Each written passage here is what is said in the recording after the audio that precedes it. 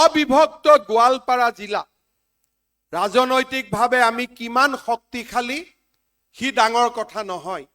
ই অসমৰ এক অভিন্ন অংগ আছিল। কোচ ৰাজবংশী সমাজখনৰ বাবে অবিভক্ত গোৱালপাৰা জিলাৰ এক বিশাল মহত্ব আছে। কিন্তু এটা এটাকৈ থলুৱা লোকসকলৰ পৰা মাটি এটা বিশেষ সম্প্ৰদায়ৰ লোকে কাঢ়ি লৈ গৈ আজি আমাক নিজৰ মাটিতে সংখ্যালঘুত পৰিণত কৰিছে। ৰাজ্য চৰকাৰে এক প্ৰস্তাৱ লৈছে যে অহা কিছুদিনৰ ভিতৰতে আমি এখন আইন আনিম যে অবিভক্ত গোৱালপাৰা জিলাত কোনো আমাৰ মাটি বিশেষ সম্প্ৰদায়ৰ লোকক বিক্ৰী কৰিব নোৱাৰিব।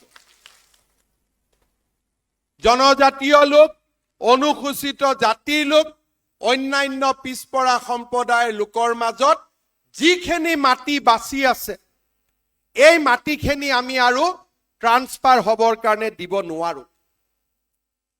আৰু এই ধৰণৰ নতুন চিন্তাৰে আমি আমাৰ ৰাজ্যখনক আগুৱাই লৈ যাব খুজিছো। অবিভক্ত গোৱালপাৰা জিলা ৰাজনৈতিকভাৱে আমি কিমান শক্তিশালী সি ডাঙৰ কথা নহয়। ই অসমৰ এক অভিন্ন অংগ আছিল। কোচ ৰাজবংশী সমাজখনৰ বাবে অবিভক্ত গোৱালপাৰা জিলাৰ এক বিশাল মহত্ব আছে। কিন্তু এটা এটাকৈ থলুৱা লোকসকলৰ পৰা মাটি এটা বিশেষ সম্প্ৰদায়ৰ লোকে কাঢ়ি লৈ গৈ আজি আমাক নিজৰ মাটিতে সংখ্যালঘুত পৰিণত কৰিছে।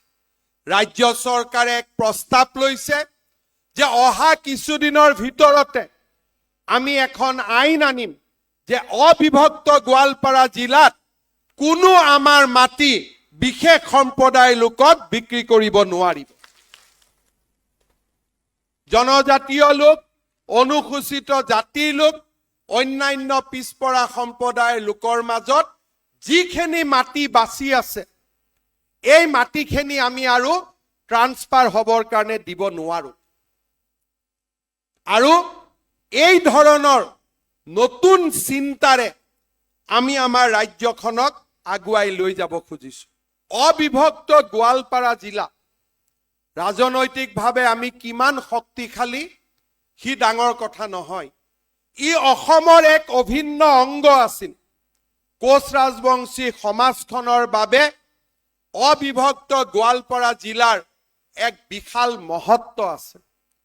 কিন্তু এটা এটাকৈ থলুৱা লোকসকলৰ পৰা মাটি এটা বিশেষ সম্প্ৰদায়ৰ লোকে কাঢ়ি লৈ গৈ আজি আমাক নিজৰ মাটিতে সংখ্যালঘুত পৰিণত কৰিছে।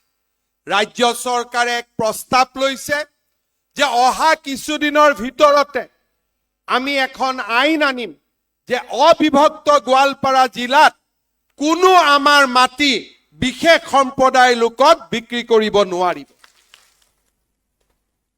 জনজাতীয় লোক, অনুসূচিত জাতিৰ লোক, অন্যান্য পিছপৰা সম্প্ৰদায়ৰ লোকৰ মাজত যিখিনি মাটি বাচি আছে, এই মাটিখিনি আমি আৰু ট্ৰান্সফাৰ হ'বৰ কাৰণে দিব নোৱাৰো। আৰু এই ধৰণৰ নতুন চিন্তাৰে আমি আমাৰ ৰাজ্যখনক আগুৱাই লৈ যাব খুজিছো।